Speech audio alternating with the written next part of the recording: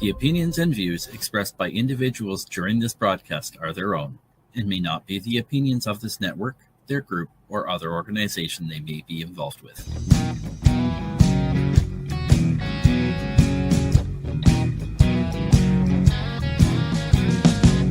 I'm looking at myself, reflections of my mind. It's just the kind of day to leave myself behind. So gently swaying through the fairyland of love. If you'll just come with me, you'll see the beauty of Tuesday evening news. Tuesday evening news.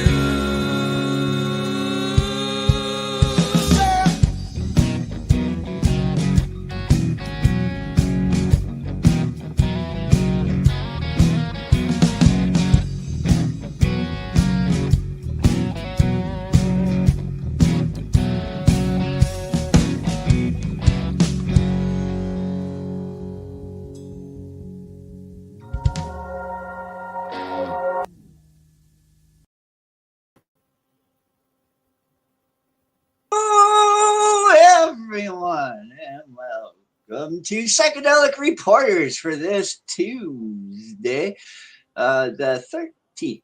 And that's spooky. The 13th, episode 157, here on NOK Network, the video news podcast focused on psychedelic medicine being reported in mainstream media.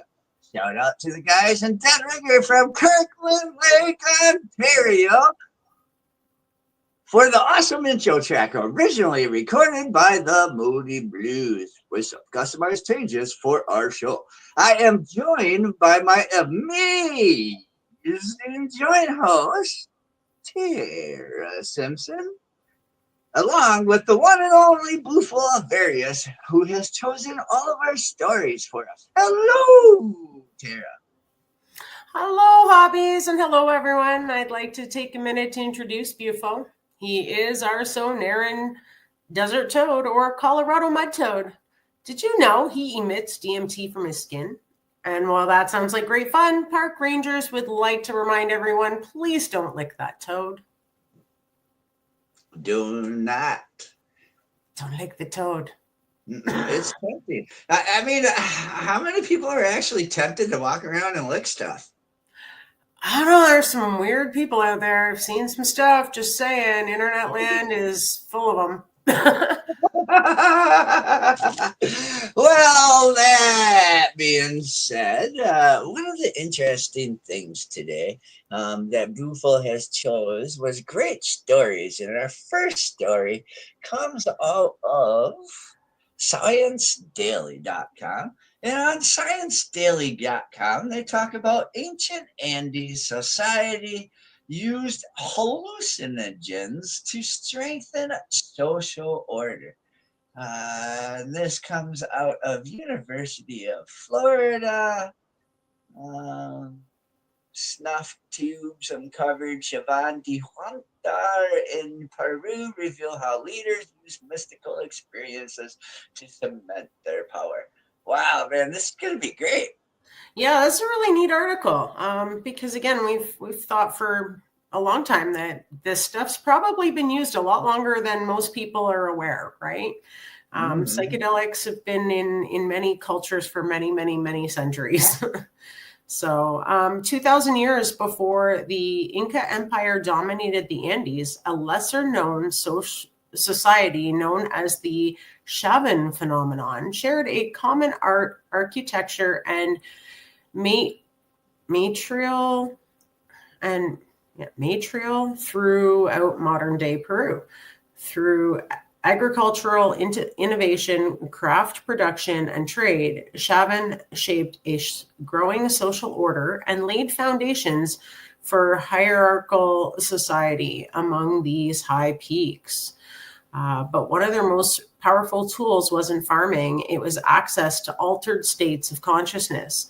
Not according to a new study that uncovered the earliest known direct evidence of the use of psychoactive plants in the Peruvian Andes. A team of archaeologists from the University of Florida, Stanford University, and South American institutions discovered ancient snuff tubes carved from hollow bones at the heart of a monumental stone structure at Chavan du Hontar, a prehistoric ceremonial site in the mountains of Peru. By conducting chemical and microscopic analysis of the snuff tubes, the researchers revealed traces of nicotine from wild relatives of tobacco and villicabine residue, a hallucinogen related to DMT. The leaders, it seemed, wielded these substances not just for personal visions, but to reinforce their authority. Unlike communal hallucinogenic use common in other ancient cultures, Chavan rituals were exclusive. Archaeologists discovered the snuff tubes in private chambers within massive stone structures that held only a handful of participants at a time, creating an air of mystique and control. Taking psychoactives was not just about seeing visions, it was part of a tightly controlled ritual, likely reserved for a select few, reinforcing the social hierarchy. So Daniel Contreras, PhD and anthropological archaeologist at University of Florida, and co-author of the study that revealed these rituals at Chavan. These experiences were likely profound, even terrifying. To those who inhaled, the supernatural might have felt like a force beyond comprehension. Yeah. Can you go one more? Yeah.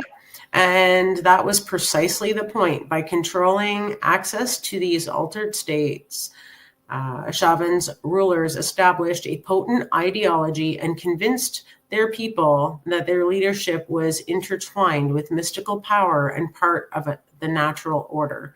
The supernatural world isn't necessarily friendly, but it's powerful, Contreras said. I don't see it. I spoke too much. Contreras has spent nearly 30 years studying the site as part of a team led by John Rick, PhD professor emeritus at Stanford University. The team argued that these ceremonies were pivotal in shaping early class structures. Unlike forced labor societies, Chavan's builders likely believed in the grandeur of the monuments they were constructing, persuaded by these immense rituals. Those rituals extended beyond the use of psychedelics. Archaeologists have also uncovered trumpets made from conch shells and chambers seemingly designed to enhance the awe-inducing musical performances. One of the ways that inequality was justified or naturalized was through ideology. Through the creation of impressive ceremonial experiences that made people believe this whole world was a good idea, Contreras said. Their study was published this week in the Proceedings of the National Academy of Sciences. These findings help a century-old mystery about this site, located at the elevation of 10,000 feet. Since its first excavation over 100 years ago, Chavan has been seen as related to both earlier egalitarian societies and the mountain-spanning empires ruled by powerful elites that came later. Controlled access to mystical experiences helps explain this major social transition of finding only made possible by decades of intense excavations and advanced analytical methods. It's exciting that ongoing excavations can be combined with cutting-edge archaeological science techniques to get us closer to understanding what it was like to live at this site, Contreras said. Good article. That was a neat one, eh? Yeah, it is provided by the University of Florida, written by Eric Hamilton. And there is a clicky link if you want to read the whole study, but it is. And the interesting thing is, it was there. You didn't know how they were practicing, and the times were a lot different. And I like learning because I guess the experiences themselves are not going to be different. I find it interesting that DMT was detected. That's even more interesting. Like, they obviously have known about DMT a lot longer than us commoners. Right. Right. I wonder if the toads were more potent back then. Right. And how did that all come about? Right. Like, yeah, so many questions. The guy picked up the toad and went.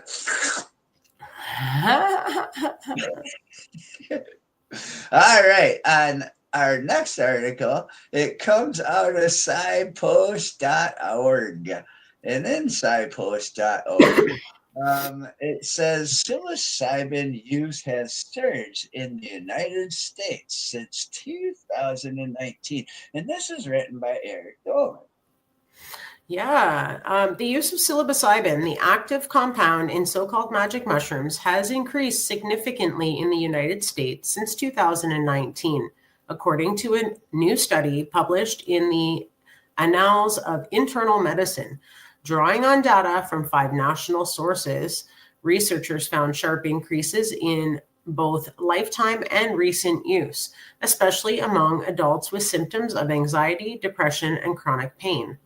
Psilocybin is a naturally occurring hallucinogen found in certain species of mushrooms. It has attracted growing scientific and public attention due to the promising early studies suggesting it may help treat depression, post-traumatic stress disorder, and substance use disorder. Although not currently approved by the U.S. Food and Drug Administration, psilocybin has entered clinical trials that have been decriminalized or legalized in parts of Oregon, Colorado, and several municipalities. This shifting legal landscape has raised questions about whether broader public use is increasing and what the public health consequences might be. With efforts to legalize psilocybin mushrooms in Colorado, Oregon, and elsewhere ongoing, we wanted to determine whether there were more people using psilocybin mushrooms now than when legalization first passed here in Denver in 2019, said Joshua Black, the co-lead author and senior scientist at Rocky Mountain Poison and Drug Safety, a division of Denver Health. To investigate these trends, the researchers analyzed 5 major U.S. data sources to examine psilocybin from use from 2014 to 2023. The National Survey on Drug Use and Health and Safety of Non-Medicinal Use of Prescription Drugs, Monitoring the Future, and National Poison Data Systems, and the National Hospital Ambulatory Medical Care Survey. By comparing responses across these sources, the team aimed to track changes in who is using psilocybin, how often, and whether they're showing up in healthcare settings as a result. The researchers chose 2019 as a key benchmark, since that year marked the first legal policy changes regarding psilocybin in the United States. Until then, use patterns were relatively stable. But after 2019, things began to shift. According to the National Survey on Drug Use and Health, lifetime use of psilocybin among adults rose from 10%, around 25 million people in 2019, to 12.1%, over 31 million people in 2023. Among adolescents aged 12 to 17, lifetime use rose more modestly from 1% to 1.3%. The increase were even more dramatic when it looked at the all recent use. Among adults aged 15 to 29, past year rose 44% to 2019 to 2023. Among adults 30 and older, it jumped 188% by 2023. 2.1% of adults were reported using psilocybin in the past year, more than the number who reported using cocaine, LSD, methamphetamine, or illegal opioids. A lot more people were using psilocybin mushrooms, black toad signposts, and we observed increases across many different age groups. Psilocybin mushrooms are now the second most frequently used substance in the country, behind only cannabis. The Monitoring in the Future study, with focuses on adolescents, also found that past year use among 12th graders rose by 53% during the same period, reaching 2.5% in 2023. Most users were younger and more likely to be male compared to the general population, according to the non-medical use of prescription drugs. We were surprised at how consistent the information was across data sources used in communities, and the number of healthcare interactions were both higher in 2023 than in 2019. Wow. Yeah, mental and physical health appeared to be a major driver of use. People with moderate to severe symptoms of anxiety and or depression were about 3 times more likely to have used psilocybin in the past year compared to those with milder symptoms. A similar pattern was observed among those experiencing chronic pain. These findings suggest that a substantial number of people may be turning to psilocybin in an attempt to manage ongoing health issues, perhaps influenced by growing media attention to its therapeutic potential. While studies found little evidence that psilocybin users were flooding to emergency rooms, it did reveal a sharp rise in calls to poison control centers between 2019 and 2023. Such calls increased by 201% for adults, 317% for adolescents, and 723% for children aged 11 and younger. In 2023 alone, U.S. poison control centers received over 1,100 calls related to adult psilocybin exposures, and over 500 involving adolescents and nearly 300 involving children. Notably, the vast majority of these cases led to some form of healthcare contact. In contrast, official hospital data showed only 3 emergency department cases involving psilocybin between 2015 and 2021. This discrepancy highlights a problem with how medical systems currently track psychedelic-related health incidents. The researchers suggest that existing diagnostic codes used in hospital records may be failing to capture psilocybin cases accurately. The researchers emphasized that increasing use of psilocybin, particularly for self-treatment, creates a need for better education, surveillance, and policy responses. Public view on psilocybin are shifting, Black said. However, that means we also need to make sure people understand the risks, know how to use it safely if they choose to, and that healthcare systems are prepared.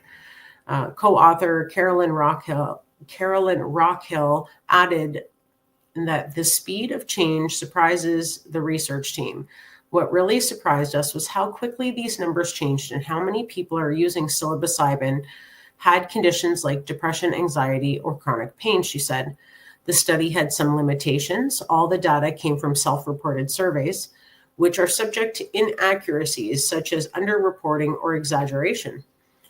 Also, while the study examined national trends, it did not explore state-by-state differences, which could be important given local nature of drug policy in the United States. Still, by drawing on multiple large-scale data sets, the study offers one of the most comprehensive views to date of how psilocybin use is evolving. We'd like to. Oh, go ahead. Go ahead. Okay, we'd like to study how safe and effective it is to use psilocybin mushrooms in common community settings, Black said. When legalization likely to increase availability and decrease stigma, we want to ensure both the public and policymakers have the information they need to make evidence based decisions. The main message we have for the public is to plan before you trip, he added. Find a safe place to use and find someone who you trust to be present. We don't recommend using alone, especially for the first time. The study, The Rise of Psilocybin Use in the United States, a multi source observational study, was authored by Carolyn M. Rockhill, Joshua C. Black, Michael S. Lack, King Q. Sumbundu, Heather A. Olson, Jennifer Duell, Joshua Hunt, Cameron Wolf, Kruna Nuker, Richard C. Dart, and Andrew A. Monte. Ooh. That was a good article. That was another good one. And it's interesting that, I mean, they didn't report any like serious death or anything like that. Just some medical intervention, right? Right. Well, and then it was an analyst article. Yeah. Analytical, analytic, yeah. Yes. But yeah, so the next story is going to come out of SciPost.org as well. And this one is a dose of psilocybin stirred the brain of a barely conscious woman. And again, it's written by Eric Dolan. Yeah, so this is another neat one. A new case report published in Clinical Neurophysiology describes the first known administration of psilocybin, a psychedelic compound found in certain mushrooms, to a woman in a minimally conscious state. Although there was no improvement on standard clinical assessments, the patient exhibited new spontaneous behaviors and a notable increase in brain complexity, suggesting altered internal experience. The findings raise the possibility that psychedelics could one day help patients with disorders of consciousness, though more research is needed. Psilocybin has drawn increasing interest from scientists due to its powerful effects on the brain. It acts primarily on a serotonin receptor known as 5-HT2A and has been shown to increase the complexity and connectivity of brain activity. In healthy participants, this often associated with intense changes in perception, emotion, and sense of self. Researchers are investigating whether these changes might also benefit people with impaired consciousness following brain injury, who typically have few treatment options. In this case, a team of neuroscientists and clinicians documented the effects of psilocybin on a 41-year-old woman with minimal conscious state with language meditated responses, referred to as MCS+.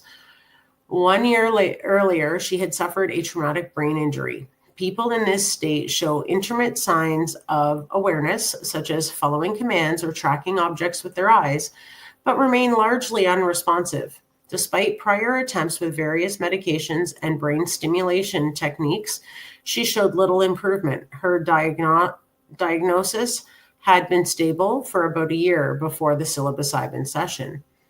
After trying various unsuccessful treatments, including medication and brain stimulation, her caregiver contacted one of the study's authors about the possibility of trying psilocybin.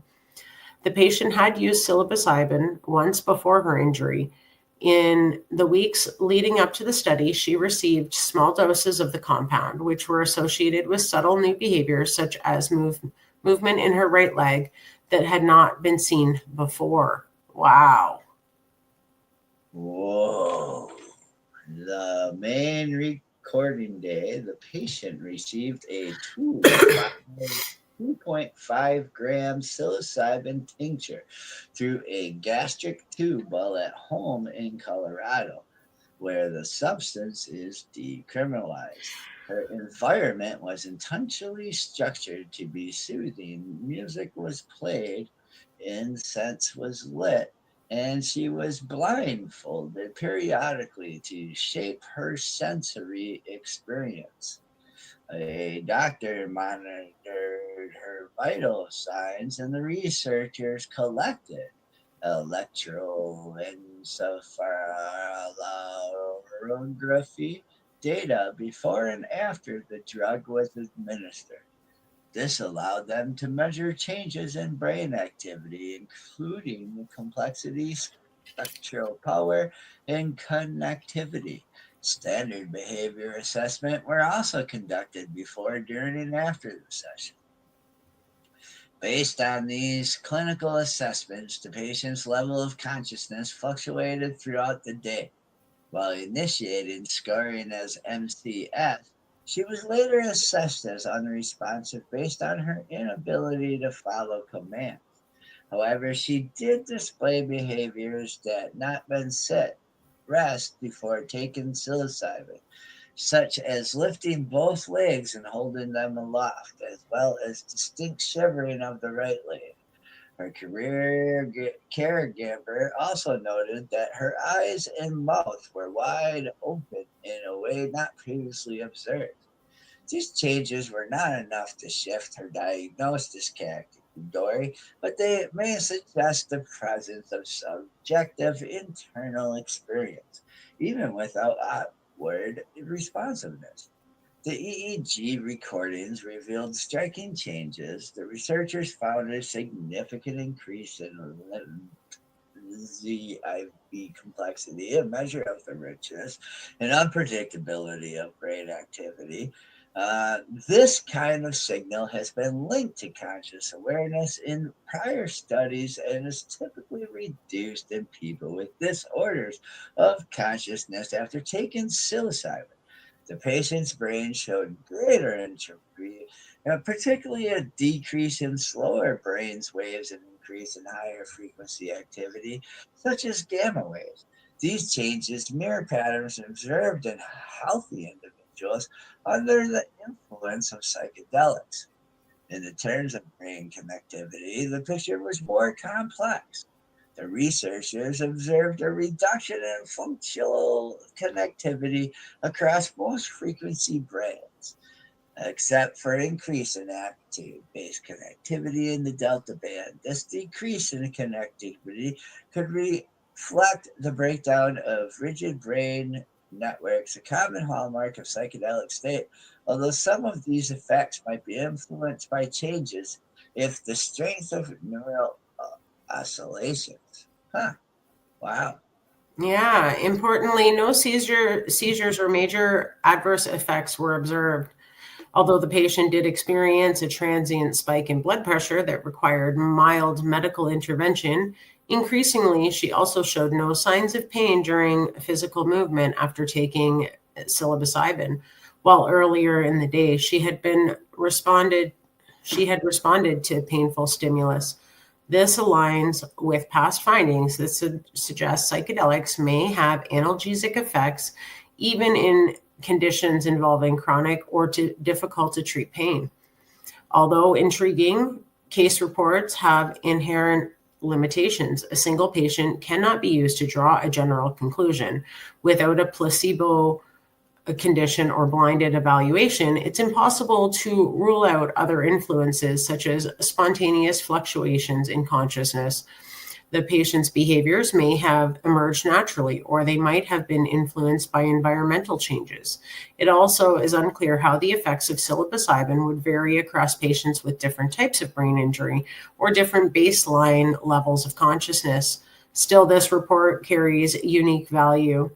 In absence of proven therapies for disorders of consciousness, exploratory research like this helps open new avenues for treatment. It also raises important questions about how consciousness should be measured. Standard behavioral tools may miss signs of internal experiences that cannot be expressed through physical action, especially in people with severe motor impairment. More sensitive approaches, including continuous psychological monitoring and measures of spontaneous brain activity, could improve how we access and treat conscious disorders in the future. The report also contributes to a growing interest in entropic brain hypothesis, which proposes that consciousness is associated with a certain degree of entropy or unpredictability in the brain's spontaneous activity. Psychedelics are thought to push the brain to a more disordered but potentially more flexible and integrated state.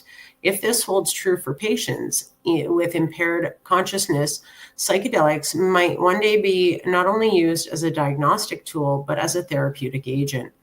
Moving forward, the researchers call for more controlled clinical trials using classic psychedelics like psilocybin in patients with disorders of consciousness.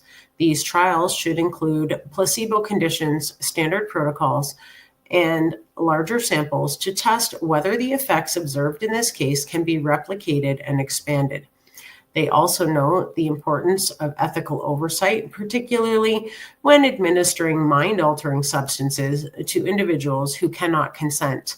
In this case, the caregiver provided informed consent, as is standard in medical decisions involving patients with limited capacity. The study, Psilocybin for Disorders of Consciousness, a case study report, was authored by Paulo Cardone, Pablo Nuez, Naji L.N. Alenager, Charlotte Meridal, Glenn J.M. Vanderland, Robin Standel, Robin Carhart Harris, and Olivia Gonzalez. So that's a really interesting one, because we've actually had conversations about how psilocybin, we believe, helps create new neural pathways and helps to, with that brain connectivity signal thing that with brain injuries could be a serious issue, right? So interesting that this patient had some responses to it they weren't expecting.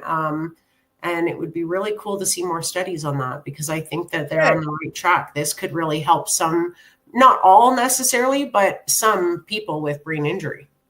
Well, and I was just going to say that. So, I mean, is there an option like on the back of your license, if for some reason I am in the coma and my brain's still there, give me 2.5 grams of psilocybin each month, please? Right? Wouldn't that be neat? Well, just put it out there now. If anything ever happens to be, please make sure they give me psychedelics. Right. Well, it's medication time. That's right, folks. It's time to pay some bills. So stay tuned for a word from some of our sponsors, and then we'll return with more articles Bufo's chosen, making mainstream media news. Back in 4 minutes and 20 seconds here on Psychedelic Reporters on NOK Networks. Woo!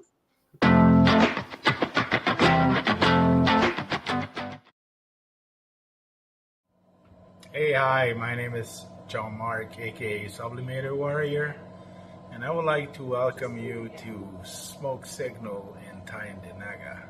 One dab make your whole dome drip sweat. One dab make the homies all dip set. Smoke Signals, Tyendinaga. Smoke Signals, Tyendinaga. Smoke Signals, Tyendinaga. Ooey, ooey, gooey, that's a sticky dab.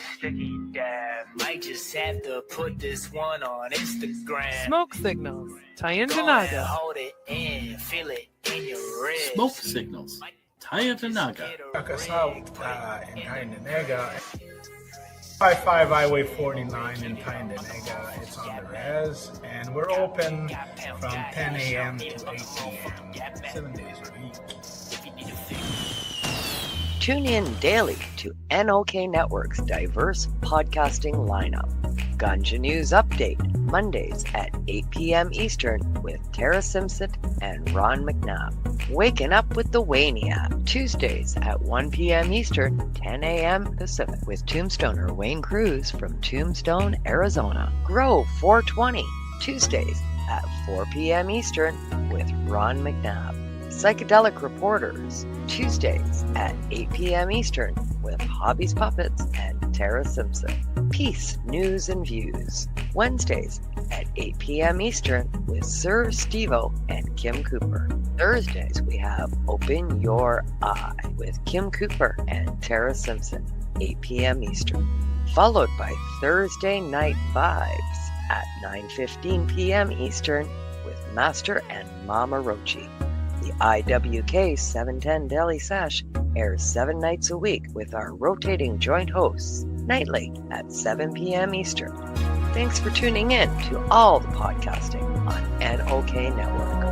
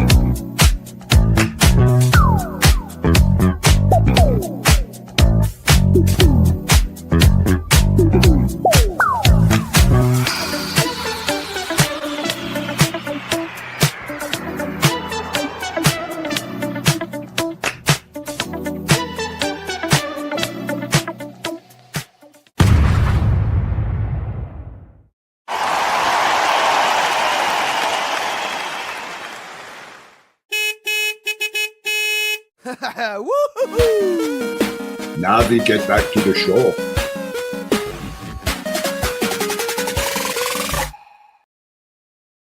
And we're back from our medication session live here on Psychedelic Reporters on NOK Network.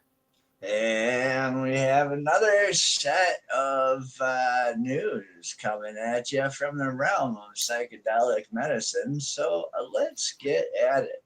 All right. Our next article comes up. Oh, my computer. Can you set us up here? Yeah. So this one here comes to us from psychpost.org.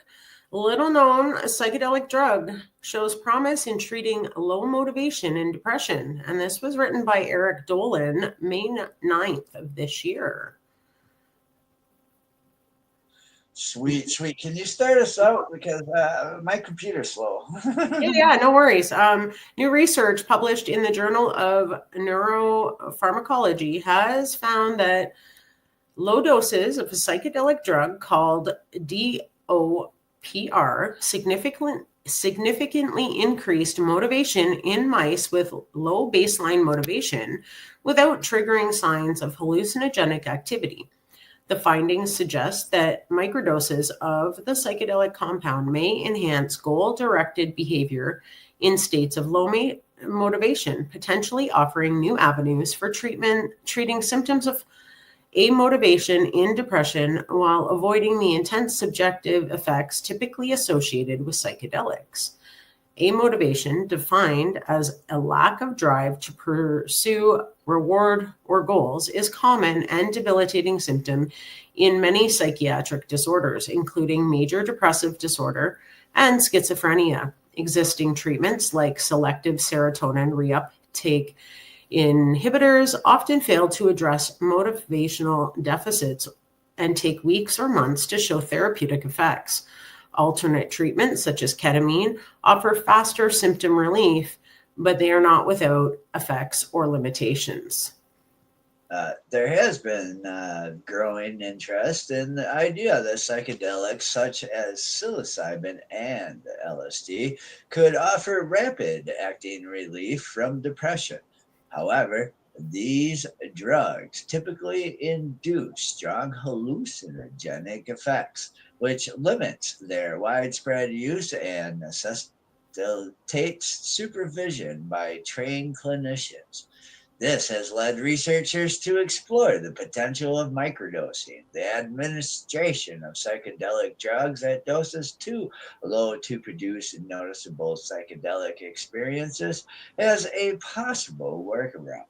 In the study, the researchers investigated whether subhallucinogenic doses of synthetic psychedelic called 2.5 deoxy 4 propylamphetamine could enhance motivation in mice. DOPR is structurally related to other psychedelic compounds in the phenethylamine class and is known to activate the 5-HT2A serotonin receptor, which is implicated in the effects of classical psychedelics. The goal was to determine whether DOPR could increase effort-based behavior at doses that do not produce psychedelic-like activity. To access motivation, the team used a test called the Progressive Radio Breakpoint Test, a behavioral test that measures how much effort an animal is willing to expert to obtain a reward. Mice was trained to nose poke for drops of sweet liquid. The number of nose pokes required increase after a few rewards, and the highest number of responses completed the mouse stopped trying was recorded at the breakpoint. This test is used in both animal and human research as a proxy for motivational drive. The researchers tested 80 mice using within subject design.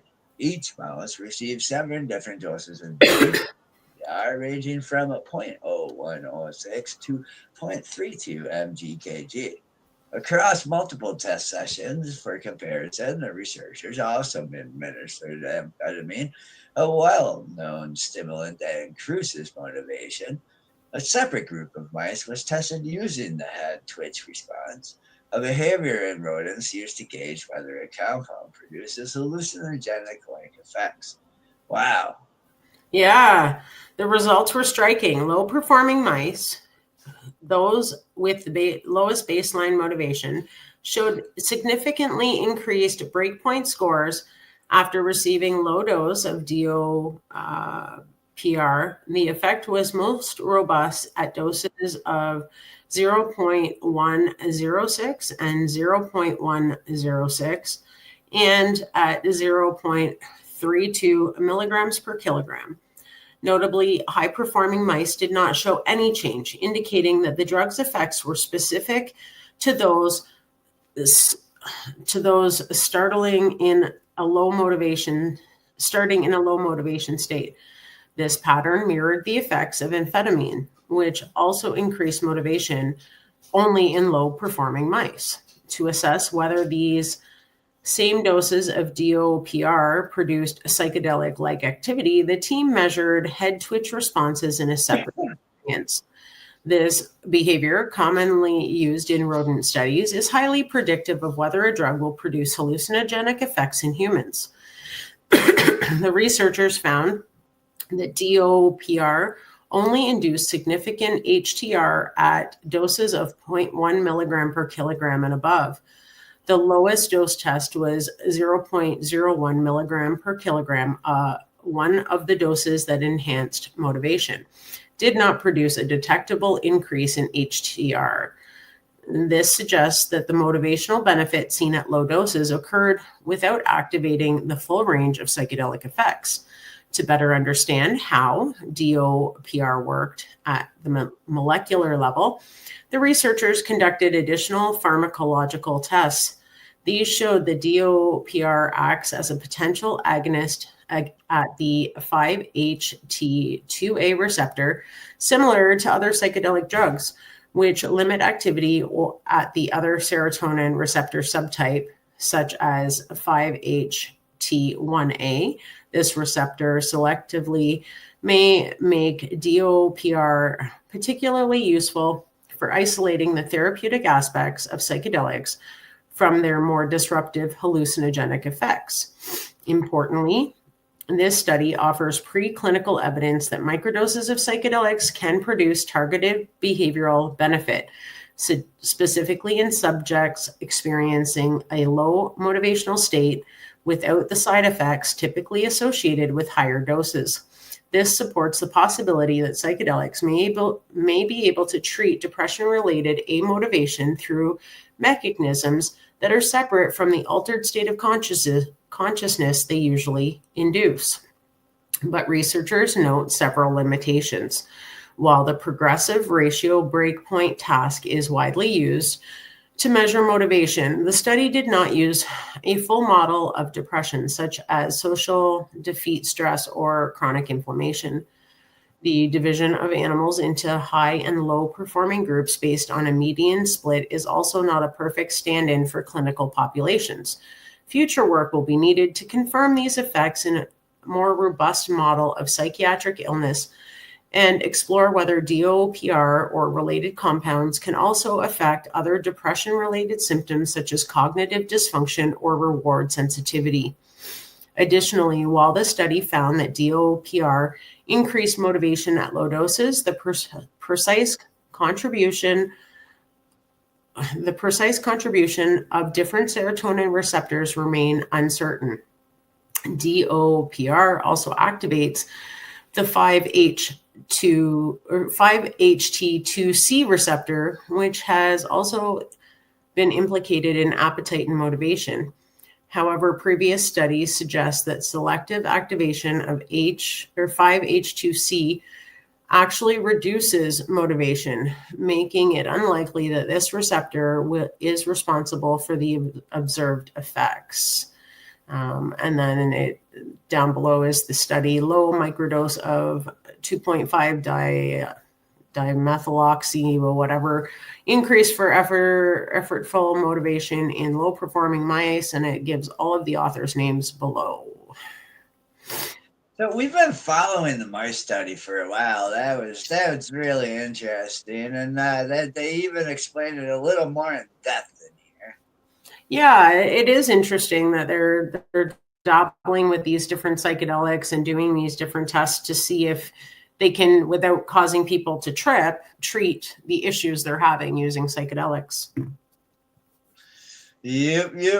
And speaking about further growth into psychedelics, our next article comes out of marijuanamoment.net. And it states Texas psychedelics bills aimed at expediting access to therapy once FDA approves psilocybin and MDMA. And this is written by Ben Adler. Yeah, so this is an interesting one too, because we've been following Texas as well. The Texas House of Representatives gave final passage on Thursday to a pair of bills designed to ensure speedy access to psychedelic-assisted therapy in the event of federal approval from the U.S. Food and Drug Administration. One bill, HB 4014 from Representative John Busey III, would establish a state-backed study into the use of psilocybin, MDMA, and ketamine to treat conditions such as post-traumatic stress disorder and depression. House lawmakers passed it on a 115-31 vote on its third reading. House Bill 4014 directs the Texas Health and Human Service Commission to conduct a prompt comprehensive study of the use of psychedelic therapies for treatment of certain conditions, Busey said before the floor vote. The bill would take effect September 1st of this year and expire September 1st of 2027.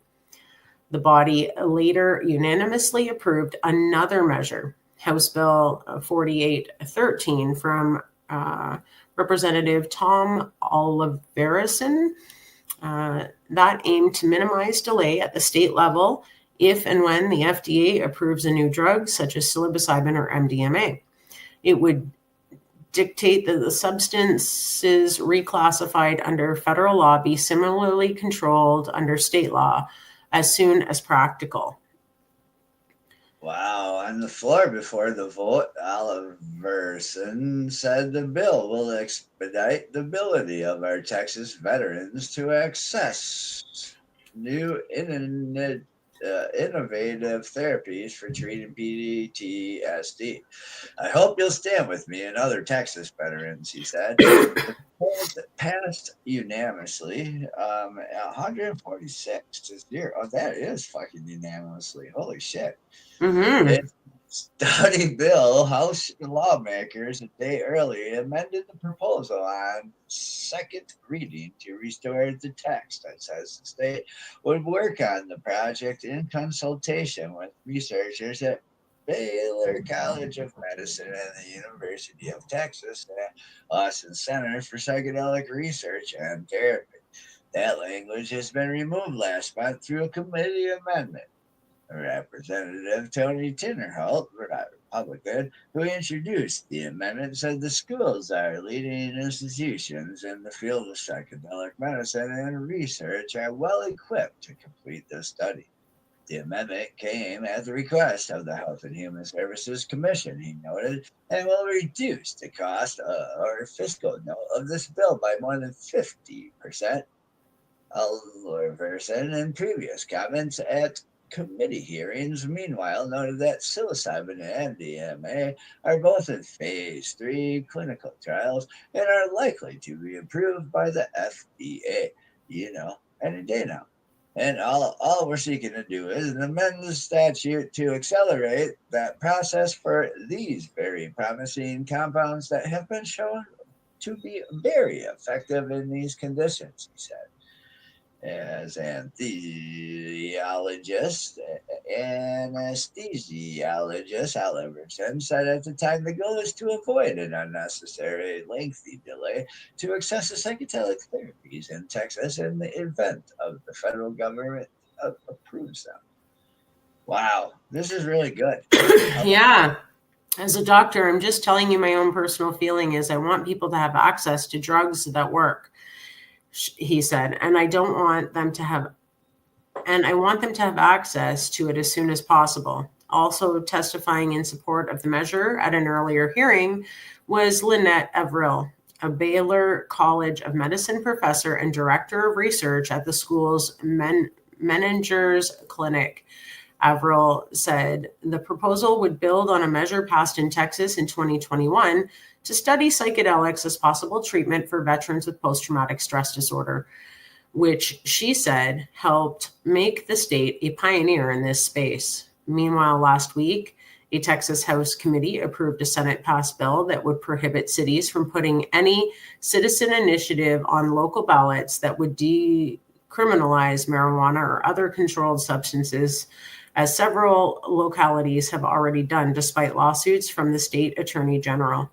Under the proposal, state law would be amended to say that local entities may not place an item on a ballot, including a municipal charter or charter amendment that would provide the local entity that the local entity would not fully enforce state drug laws. While several courts have previously upheld cannabis decriminalization laws, an appellate court of 3 consecutive justices appointed by Governor Greg Abbott was recently pushed back against 2 of those rulings, siding with the state in its legal challenge on marijuana policy in Austin and San Marcos. It looks like most of this is just on cannabis now. Oh, okay. All right. Yeah. it's a good article. If you want to read about the cannabis, go check out the marijuana moment and stuff like that. This article, this I liked it. I'm so next to Texas, right here on Louisiana. Like, in fact, like the border is about like an hour and 15 hour and a half away, you know. Yeah. I'm sitting in the good old state of Texas. Yeah, so you're pretty close to that area. Yeah, so I'm hoping as my state legislation sees what's going on with them, and I mean, they're both pretty, pretty strict states in a way, and Texas is actually getting a little more lenient. But that brings us to the whole concern of psychedelics and the whole financing part of it. And that brings us to our last article of the night, and that is tipranks.com. I love reading these. So, Psychedelic Compass, GH Research, MindMed report quarterly earnings. And this is written by The Fly. And man, this is awesome. Yeah. In this week's Psychedelics, the Fly's reoccurring series focused on psychedelic stock news.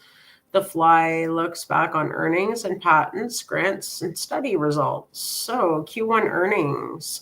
On Thursday, Compass Pathways reported a first quarter loss per share of 24C, which compared to the analysis estimates of loss per share of 49. The company said cash and cash equivalents were 200. What the fuck? Okay, this on my phone is not working right. It keeps kicking me out. Oh, okay. Would you okay. So the company said the cash equivalents were $260.1 million as of March 31st, compared with $165.1 million as of December 31st. Compass also guided to full year 2025 net cash used in the operating activities in the range of $120 million to $145 million. That's just operating activities. Damn. The cash position at March 31st is expected to be sufficient to fund operating expenses and capital expenditure requirements at least through the Plan 26 data readout from the COMP006 study, which is expected the second half of 2026. We eagerly await the upcoming top-line 6-week data readout on the track for late June, the first data from our pivotal phase 3 COMP360 program in treatment-resistant depression, said Kabir Nath, CEO. Our continued progress reinforces Compass leadership's in psychedelic therapy development, which we believe represents the next generation of mental health therapeutic options and can lead to significant value creation. Is your phone back to running good? No, I'm just gonna have to read off the screen because it keeps trying to get me to sign up for stupid stuff. Anyways.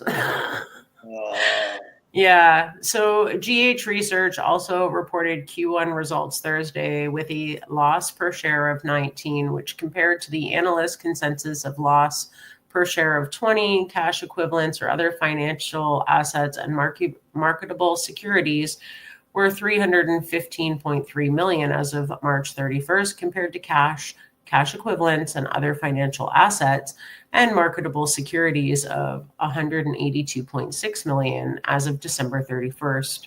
Gross proceeds from the public offering in Q1 were $150 million. Additionally, on Thursday, Mind Medicine reported a Q1 loss per share of 35, which compared to an analyst estimate of a loss of per share of 37. Cash equivalents, and investments totaled $245.5 million as of March 31st. The company believes that its cash equivalents, and investments as of March 31st will be sufficient to fund the company's operations into 2027. based on the company's current operating plan and anticipated R&D milestones. The company expects its cash runway to extend at least 12 months beyond its first phase 3 top-line data readout for MM120 ODT in generalized anxiety disorder. We're proud to share all 3 of our pivotal phase 3 trials evaluating MM120 ODT in patients with GAD and MDD.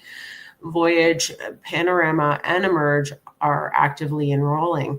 Momentum is building with strong and growing enthusiasm from both clinical sites and patients as recruitment continues to accelerate. Rob Barlow, CEO, we're on track to report top-line data from Voyage in the first half of 2026, followed by Panorama and Emerge in the second half of the year.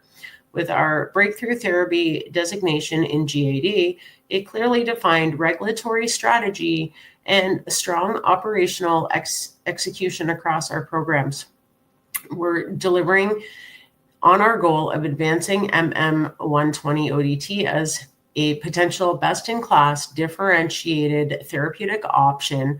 Our team remains fully committed to delivering transformational innovation for over 50 million people in the U.S. living with GAD or MDD as we drive towards commercialization.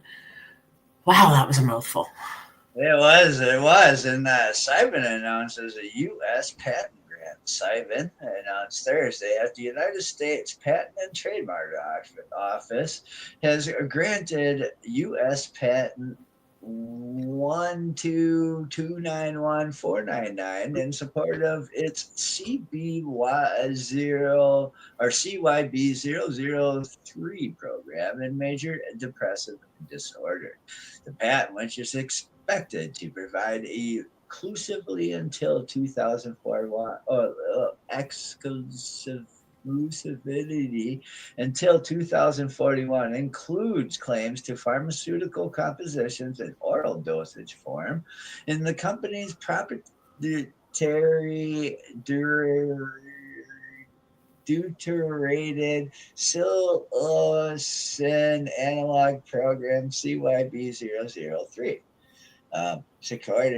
Securing an additional patent in support of CYB003 provides important validation of our program and reinforces the commercial potential of our pipeline, said Doug Drysdale, CEO.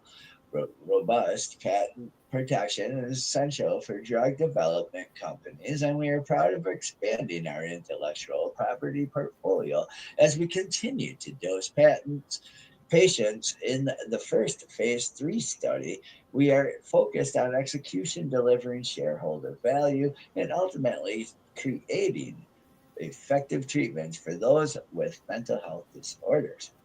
Meyer reports ketamine 2 neurotoxicity results. On Tuesday, Meyer Pharmaceuticals announced results from a neurotoxicity study of ketamine 2. It's novel NMDA receptor antagonist. The study was required by the U.S. Food and Drug Administration prior to initiating human dosing in the United States. The preclinical studies showed no evidence of brain toxicity, including the absence of only lesions, vascular brain changes historically associated with older NMDA targeting drugs such as ketamine and MKA01. The neurotoxicity study was conducted in sexually immature spring dolly rats. High oral doses of ketamine 2 were administered while a positive control group received MKA01, a known neurotoxic NMDA receptor antagonist. Brain tissues were examined through detailed histopathological analysis at 2 time points. Key outcomes included no adverse clinical signs or mortality in ketamine 2 treated animals, no microscopic or macroscopic brain lesions detected at any dose. MK801 treated animals showed clear evidence of brain toxicity, including valvulation and neuronal necrosis. These results represent a key milestone in the development of ketamine 2, said Imanov, CEO. The absence of NMDA-linked neurotoxicity, along with the continued clinical progress, reinforces our confidence in ketamine 2's potential as a safe next-generation oral candidate for CNS disorders. Wow. Yeah. Additionally, on Thursday, Mira announced that the board of directors has approved the planned acquisition of SKYNY Pharmaceuticals following the completion of an independent valuation reports on both companies. The merger remains subject to Mira and SKNY's shareholder approval. A third-party analysis conducted by Moore Financial Consulting assigned SKNY Pharmaceuticals as an enterprise value of approximately $30.5 million based on a risk-adjusted net present value of its lead compound, SKNY1. Mira was separately valued by Moore at $30 million, and as outlined in the previously announced binding letter of intent for the merger, upon closing, SKNY must hold at least $5 million in cash or other assets to be transferred at closing, and the company is preparing a filing with the U.S. Securities and Exchange Commission to seek shareholder approval. Bright Meds initiated with buy on Wednesday. Chardan initiated coverage of Bright Meds drug with a buy rate of and $80 price target. The firm cites the potential of the company's lead asset BMB 101 for the treatment of epilepsy. For the buy rating, Bright Meds is an interesting story even at current valuation, as BMB 101 could be differentiated versus other 5-HT2C antagonists with its unique binding profile, and it could potentially achieve greater than $1 billion peak sales in epilepsy, the analyst said. NRXP files patent application. NRX Pharmaceuticals announced Monday filing of a potential patent for NRX 100, its preservative-free intravenous ketamine formulation for the treatment of suicidal depression. The application discloses pharmaceutical compositions, methods of treatment, and method of manufacture, and currently includes 20 claims. While subject to the patent review process, the U.S. Patent and Trademark Office, if granted, the patent would provide NRX 100 exclusivity until 2045. We are committed to delivering safer, more effective treatments for patients with suicidal depression, Jonathan Javit, CEO. NRX 100 eliminates the need for benzothium chloride, a compound well-documented safety concerns, and reflects our belief that patients in crisis deserve therapies formulated with long-term well-being in mind. With the recent FDA waiver now in place, we remain on track to complete our NDA submission this quarter, a critical step towards bringing this innovation to patients in need. And then it lists a whole bunch of other psychedelic companies. You can probably click on those and read up on them too. Oh yeah, so yeah, that's I always do like these because it's not that I have money to invest in the new like medicinal things or none of that, but it's the stuff that almost validates it as a medicine because of all the FDA approvals that you have to go through by going with they had to prove with the rat in order to get oral consumption. I mean, I like learning that stuff about this, you know? Yeah. Well, it shows there's a research side of it being done in actual labs. It's not a bunch of hippies sitting around in someone's basement, fucking around with rats and mice and human beings, right? This is actually being done in like controlled settings under the right, supervision and stuff, as well as there's the money side of it. I mean, how do you fund research like that, right? There has to be money involved, obviously, or they wouldn't do it. And if they can find a cure for these using psychedelics, of course, these companies are going to financially benefit from the research they've put in, right? Mm-hmm. Well, I blew my mind on just the working cost. That was like, holy crap, Ola. Yeah, for sure. Well, thank you for joining us here on Psychedelic Reporters on NOK Network and for tuning in to our video podcast on NOK Network's Rumble and YouTube page, as well as our social media sites. That's right, folks. We hope you enjoyed your update today on mainstream media coverage of psychedelic medicine advancements from around the globe. Many thanks to our sponsors and to my joint hosts, Tara Simpson, and to Bufo Alvarius for choosing the stories, and to you, our listeners, for joining each week on Psychedelic Tuesday. Let's hear from Dead Ringer again from Kirkland Lake on our way out. Night. Woo-hoo-hoo!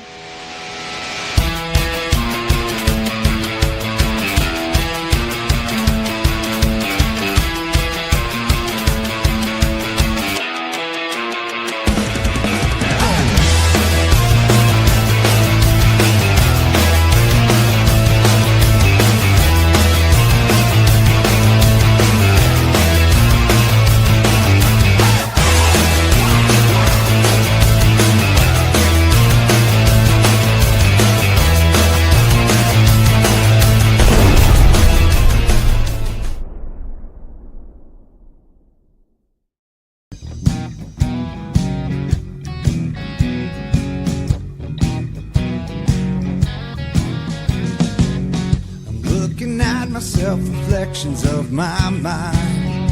It's just the kind of day to leave myself behind. So gently swaying through the fairyland of love. If you'll just come with me, you'll see the beauty of